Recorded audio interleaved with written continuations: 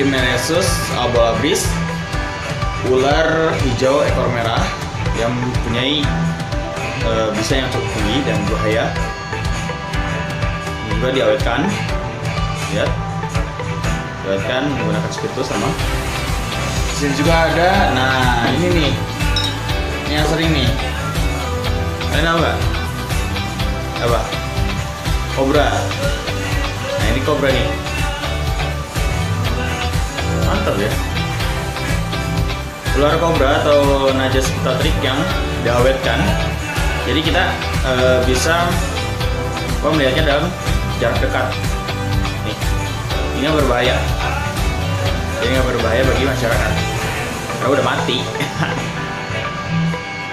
Nah, di sini juga ada ini nih. Ini ada apa namanya? Salah satu jenis ular berbisa juga. Berbisa nih, yaitu bunga siapa ya? Saya lupa nih. Atau sering disebut ular weling. Dulu pernah ada kasus ular ini membunuh salah satu sapam di Karawang mana? Saya juga lupa. Ini adalah ular pembunuh ya. Gigitannya emang tidak kerasa, cuman bisanya itu ya yang buat kita mati. Kenapa? Bisanya itu membuat kita ngantuk. Kalau udah ngantuk tidur ya udah lewat itu. Nah, sini juga ada botol tapi masih kosong. Nggak tahu ular mana lagi yang akan diawetkan. Nah, kita ke bawah. Ular python, ini ular sanca kembang, ular terpanjang dan terbesar di dunia. Sebenarnya itu kedua, kalau nggak salah.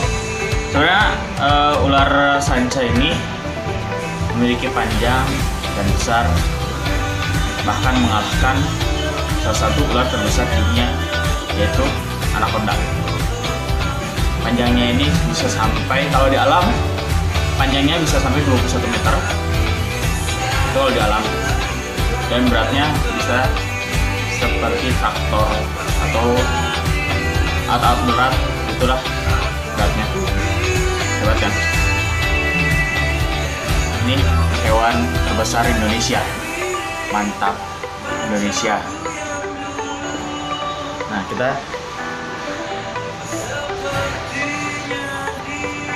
balik. Nah, di sini ada gelap. Nah, ini adalah ular sanca biru. Ya, ular sanca biru ini adalah ular jenis ular piton juga, ular pembelit. Ya, ular pembelit. Dia tidak memiliki panjang seperti ular sanca. Dia memiliki panjang tidak kurang dari 2 meter, 3 meteran, 3 meter lebih, 3 meter lebih. Tapi itu juga ada pengecualian. Saya nggak tahu kalau di alam itu bisa sampai berapa meter. Beralih lagi ke sini. Nah, ini ada ular jauh. Ini dari luar negeri nih, ular nih. Ada ini adalah jenis ular bal piton dan piton bola.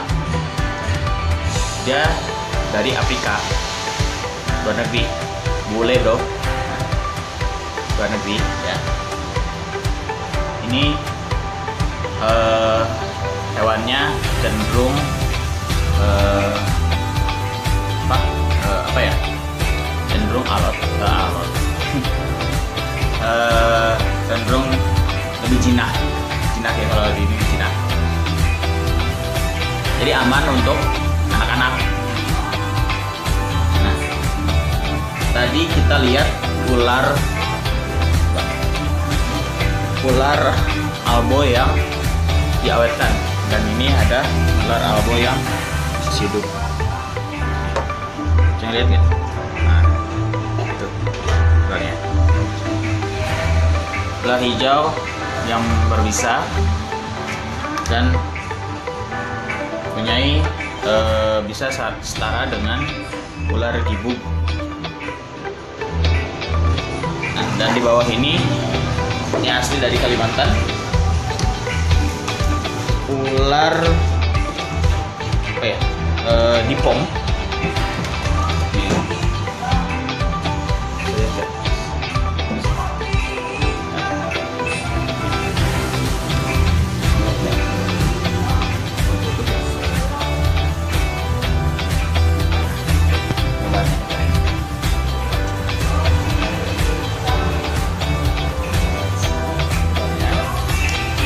Panjangnya tidak kurang lebih dari 2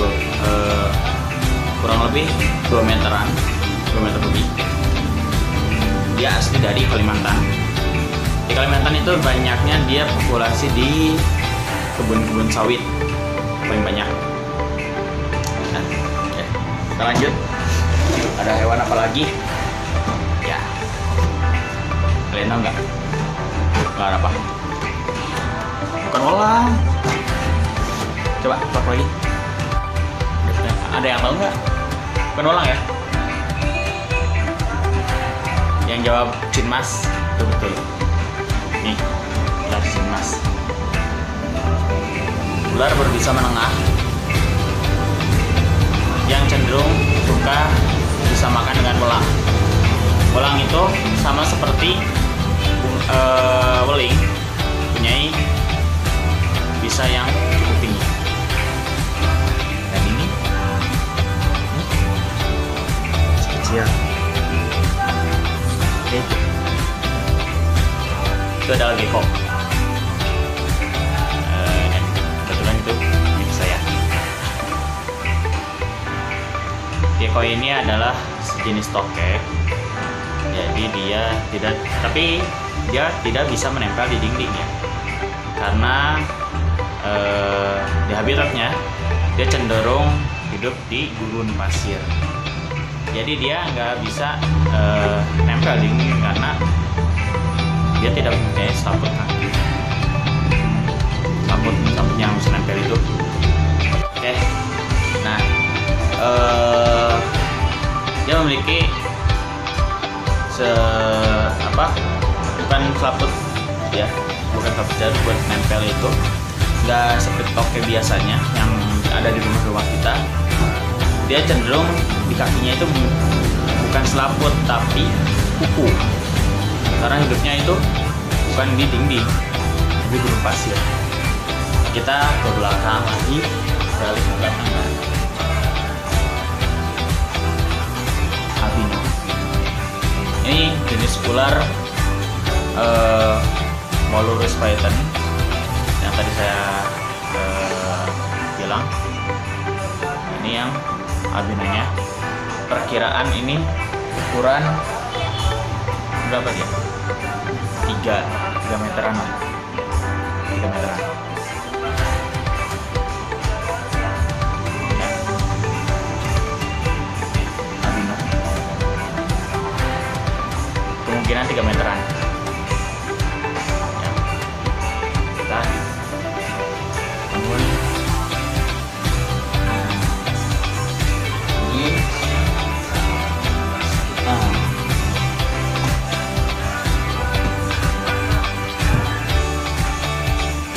Ini sejenis boiga, sama kayak tadi, bukan elang. Ini saudaranya cinmas, itu cinper, cincin perak. Mirip kan? Cuman beda coraknya aja. Yang tadi kuning, ya ini putih.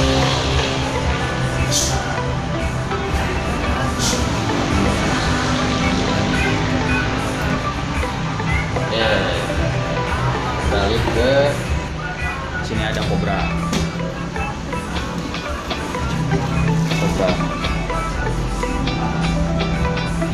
Kobra Jawa. Ya, kelihatan nggak? Kelihatan nggak? Enggak ya?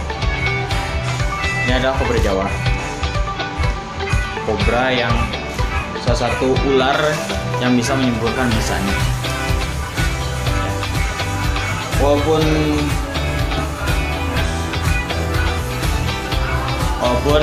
ada jenis kobra yang ukurannya besar, namun kobra itu tidak bisa menimbulkan, yaitu king cobra. Kebetulan di sini king cobra nggak ada, jadi kita adanya cuma kobra biasa, kobra Jawa, yaitu Najas putati. Nah, nih, nggak tahu nggak ini apa? Ular apa? Rhodostoma? Bukan Rhodostoma. Ini adalah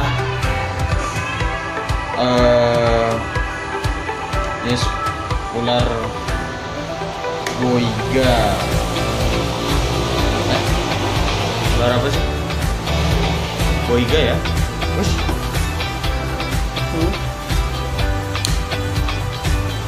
Boiga motu. Boiga motu. Ya. Ini Boiga motu, dia berbisa menengah sama berbisa menengah. Dia bukan Rhodostoma, dia berbisa menengah. Jadi kalau kita kena bisanya, kita gigit, kemungkinan kita efeknya meriang. Tuh. Cuman hati-hati aja.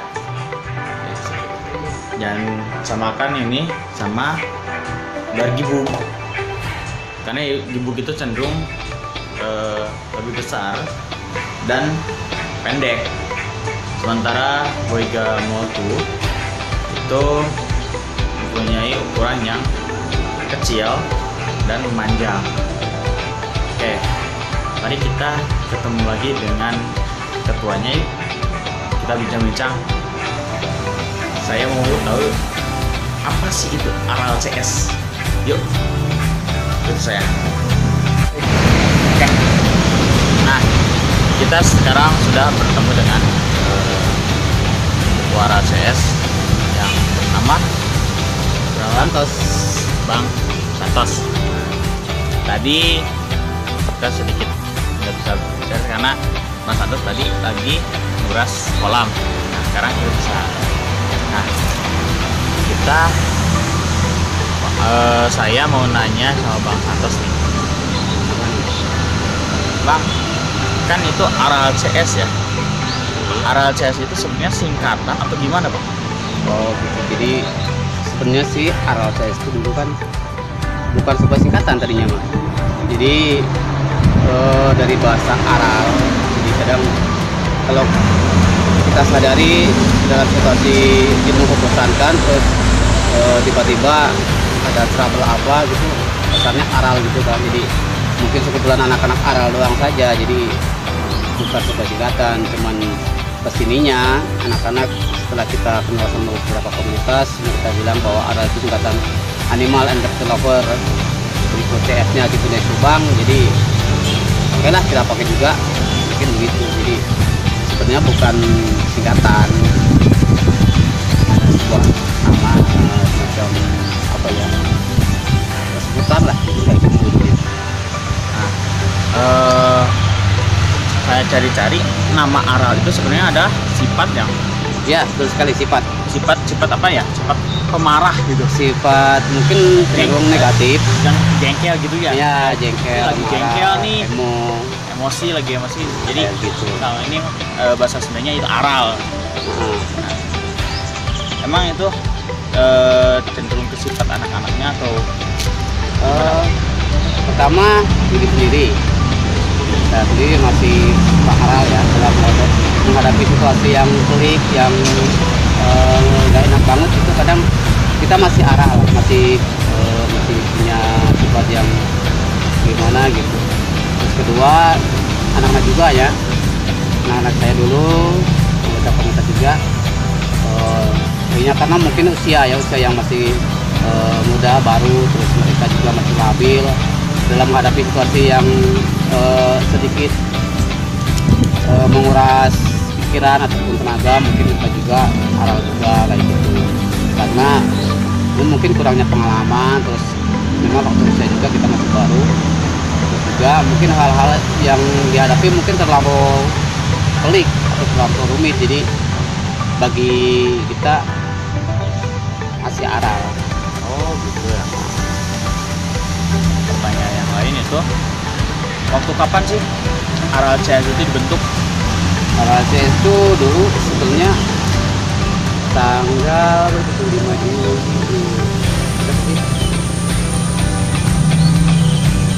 Aku sendiri itu pasti tanggalnya, cuman yang jelas kita udah mau memasuki 2 tahun untuk usia berdirinya juga.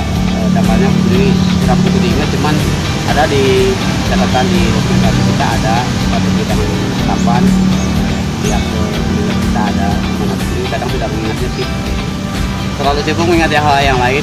Iya iya. Jadi baru 1 tahun Aral CS itu Ya, berdiri. 1 tahun mau beranjak masuk ke 2 tahun. Betul sekali. Oke.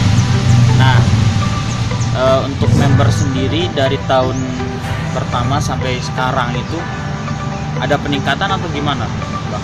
Alhamdulillah sekarang ada peningkatan walaupun signifikan ya, karena mungkin baru mereka melihat di sosmed ataupun waktu kita sosialisasi gathering ataupun kita agenda di sekolahan, itu menarik simpati dari mereka yang masih remaja-remaja yang mungkin berjiwa muda tuh masih punya nyali, terus pengen mengetahui hal-hal yang aneh yang baru gitu. Nah, mungkin melihat kita mereka merasa kayak ini unik nih, asik nih komunitas kayak gini, mereka masuk, jadi yang kita makin kesini makin bertambah gitu. Untuk membernya sendiri itu dari usia berapa sampai usia berapa yang bisa masuk? Kalau sebagai anggota Aral yang intinya harus aktif itu, kita sebenarnya perlu dibatasi juga sih. Tadinya kita membuka untuk segala usia. Kategorinya misalkan mereka pertama memiliki data simpati terhadap satwa, terus gimana ya, antusias lah di dunia seperti ini, kita boleh masukkan juga. Cuman sekarang kita mungkin lebih bagusnya membatasi usia, karena anak-anak usia masih dini mereka perlu bimbingan yang lebih untuk hal-hal semacam ini, karena mengingat resiko, terus mengingat pelajaran sekolah mereka juga. Jadi membutuhkan perhatian yang lebih mungkin. Jadi mungkin kita akan dibatasi minimalnya sampai kelas 3 baru bisa Kelas 3 SMP. Oh, SMP. Mereka masih senang-senangnya untuk mempelajari satu hal atau tipenya begitu. Oke.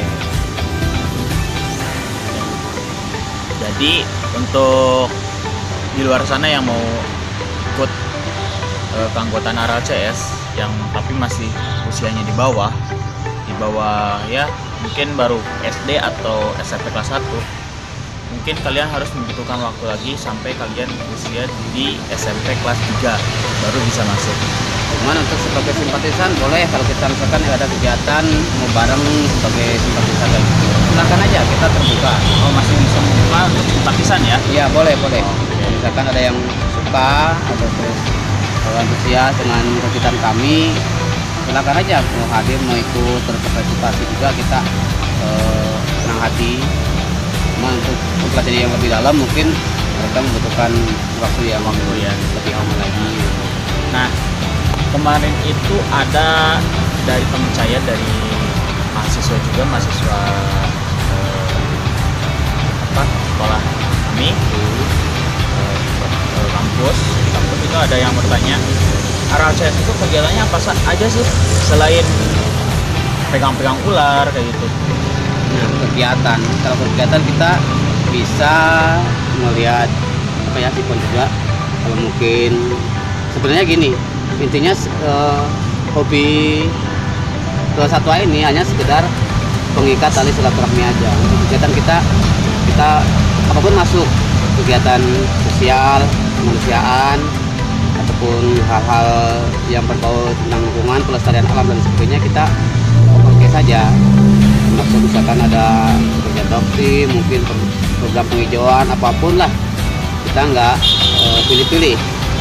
Jadi sebenarnya untuk hobi memelihara kayak gini itu hanya sekedar pengikat tali silaturahmi aja.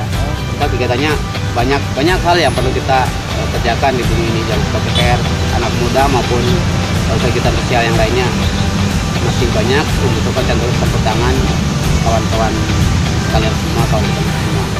Oh gitu ya. Ya.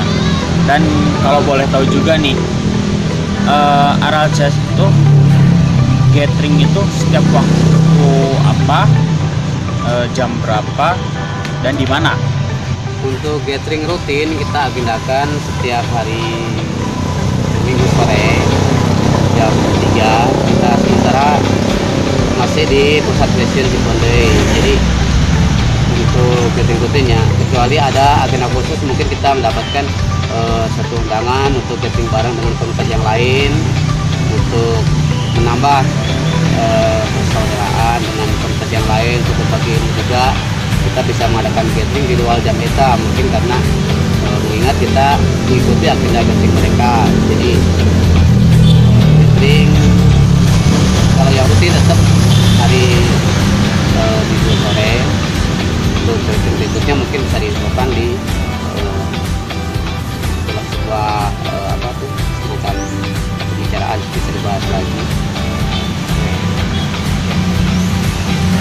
Oke, sahabat, mungkin sekian dulu perbincangan saya dengan Ketua Aral CS yaitu Bang Santos. Mungkin di lain hari kita bisa lanjut, kita bisa memperdalam lagi tentang apa itu Aral CS ya. Oke, sekian dari saya Muhammad Ridwan. Salam lestari.